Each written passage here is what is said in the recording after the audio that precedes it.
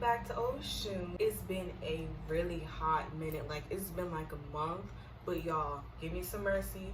I am a senior in college and practicum, which is like student teaching and finals and papers, and I'm an art ed major, so now like in this stage of my major, we actually been like going to the school and like teaching and stuff.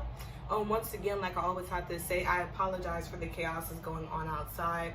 I live on a really busy street near my dorm. Yeah, so I actually just finished up one of my very last exams, and now I am a free slate for the summer.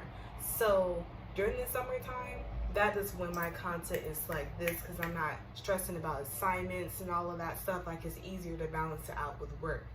But this video will be about, before I hop into the topic, I recently just got cornrow style. I know I don't have them right now because, as y'all know, I cannot keep a protective style long enough to save my life. I just always miss my fro. It is like my go-to, like my baseline hairstyle, but I recently had the cornrow style. And I wanted to talk about how it's just more than cornrows, and it's not just a black style. So, before, the thing that actually made me want to get cornrows is a creator. Her Instagram name, top name is Abstract. She wears her cornrows so elegantly, and it's just so beautiful. And I was like, wow, like her content has given me a whole different perspective on how I view cornrows. So I got my mom to do a set for me. Then I added some beads. I'll insert some pictures, or if you see my YouTube community tab, I also put a picture up there. Not many of us probably know why it's just not a black hairstyle, or it's not just a ghetto hairstyle, and it's most certainly not boxer braids.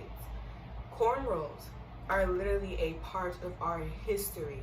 Like, our ancestors used to use those intricate designs as maps to escape slavery. Now that's some like baller stuff, and I was like, wow, I'm literally walking around wearing history on my head. And on top of that, I'm going to use my handy dandy laptop to pull up some more facts to amaze you guys, because I was truly amazed.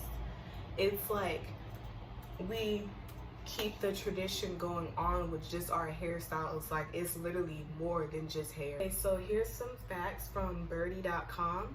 Cornrows dated far back to 3000 BC, particularly in the Horn and west coast of Africa. In the early 1500s, the style was used as a communication medium amongst various African societies that were later forced to migrate to the Americas as slaves, where their customs followed.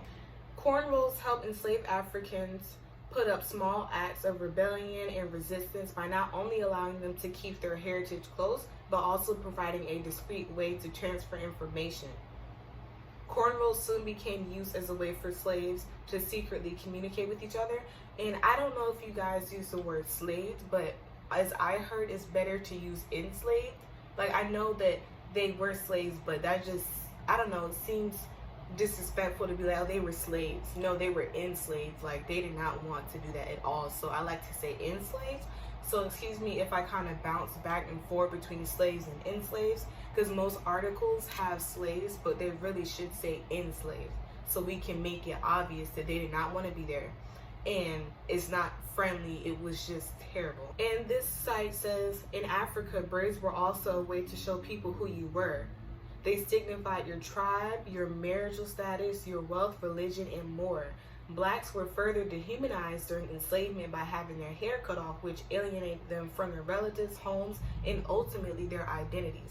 So when people are like, oh, why do black women take their hair so seriously? It's literally our like culture. Like, this is how we're holding on to a lot of our traditions and our identity. Like, a lot of us don't really even know where we come from because of our history, but ways like this afro or like any other type of cultural hairstyle are ways that we're trying to hold on to that tradition. So that's why it's such a big deal. And this also brings in the topic of cultural appropriation. And when I was reading all of this, it made me so mad, because it's a difference between cultural appropriation and cultural appreciation. And I'm pretty sure we all remember when Kim Kardashian made the boxer braids trend. Like, it would have been different if she also would have educated the millions of followers that she has on the important history of cornrows and how they were and still are very important to us. But no, she used it to capitalize off of it and called it boxer braids. I know our ancestors are just turning right now. Period. And here's some more historical facts on cornrows. So this site also says that enslaved wore cornrows as a simple way to wear their hair during the weekend.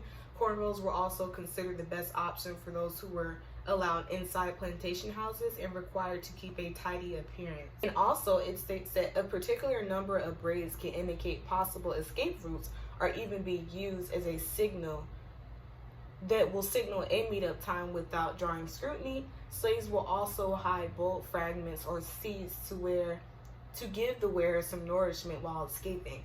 So, like, I wish people took like braiders a lot more seriously, because the designs that they do, like, that is literally some stuff that's wrapped up to our history. Like the Fulani braids, cornrows, feed-ins, and all of that stuff. Like, people overlook the actual like finger work and talent of that. Like, that's your ancestors literally working through your fingers. Like, that is some real talent. So I feel like we should give them a lot more props than we do, because we really don't. So cool how they were so good at braiding that they literally could cornrow seeds. They could cornrow seeds in the braids and rice in the braids. Like, mind you, I tried to braid my own hair, didn't turn out right, so I asked my mom to do it. So to the fact that they could grip it that hard and put rice, seeds, and stuff in it and make it seamless, their hands were touched by God. So this article also talks about cultural appropriation versus cultural appreciation.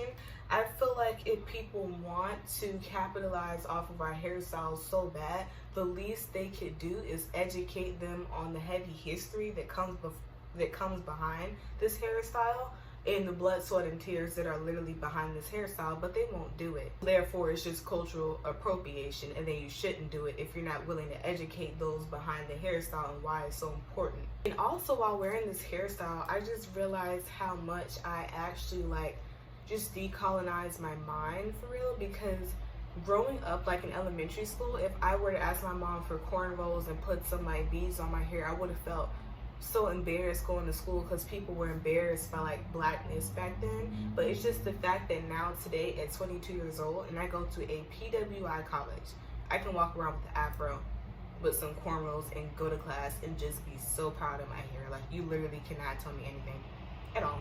But thank you so much for watching my rant, guys. I just wanted to tell you guys that cornrows are not only just cornrows, it's also a whole aspect of history. And please do not forget to like, comment, share, and subscribe. Bye.